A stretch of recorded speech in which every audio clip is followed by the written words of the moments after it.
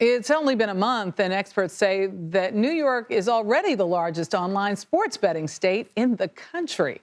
According to a recent report, New Yorkers have placed $1.6 billion in online sports bets in January since it was legalized.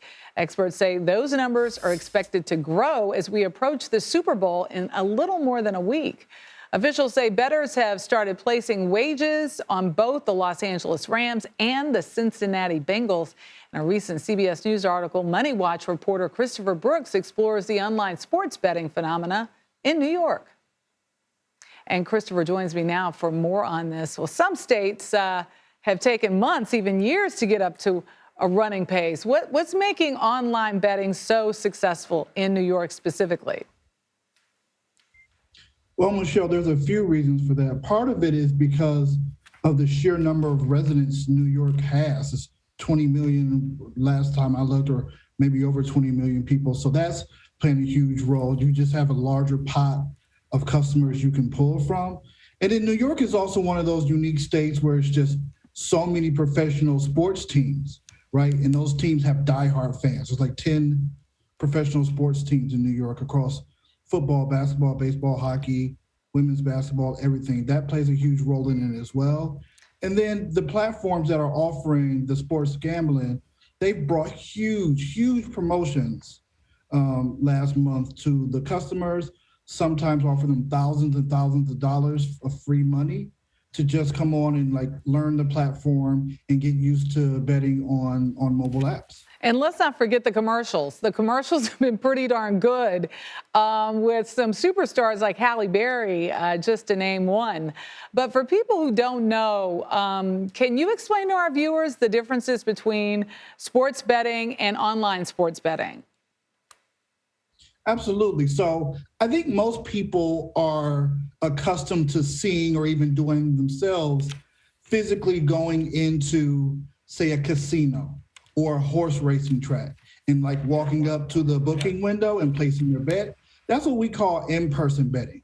Now, online sports betting, or what we call mobile betting, is placing those wagers on an app like DraftKings or FanDuel, BetMGM. There's a lot of companies that have this now. So, I mean, we call it online because, you know, you place the bet digitally, but the industry calls it mobile sports betting, and that's because, you know, for the most part, people make these bets on an app on their cell phone. Yeah, and they can do it anywhere, anytime. I mean, is there any concern that this is going to elicit the kind of problems that betting in general can have on people who might have addiction problems?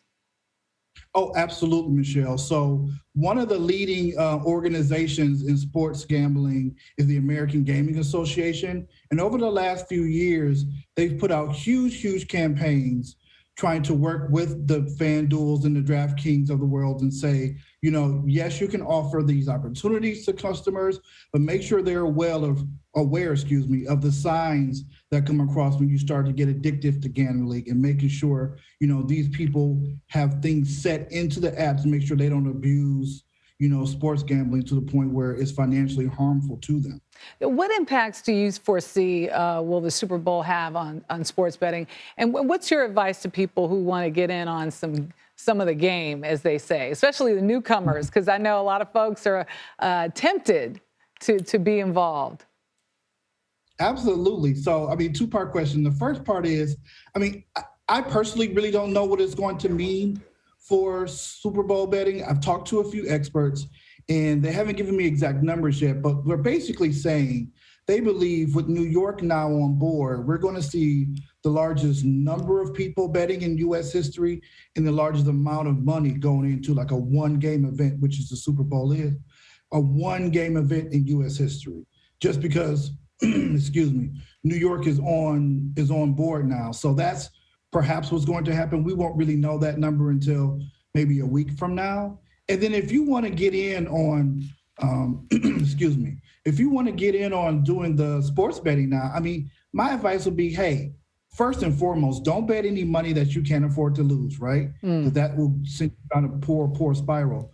But probably right now is the best time to do so because, like I mentioned earlier, some of these platforms are offering promotions where you don't really have to use your own money. So if you go in and start doing it now, find that you like it, then maybe you start to use your own money. If you don't like it, then you can say, hey, I tried it, it's not for me, I'm gonna move on with my life. Yeah, well, Chris, they call that the hook. And certainly people are taking the bait. Khristopher Brooks, we thank you for joining us, giving us the inside scoop. Of course, Michelle. All right.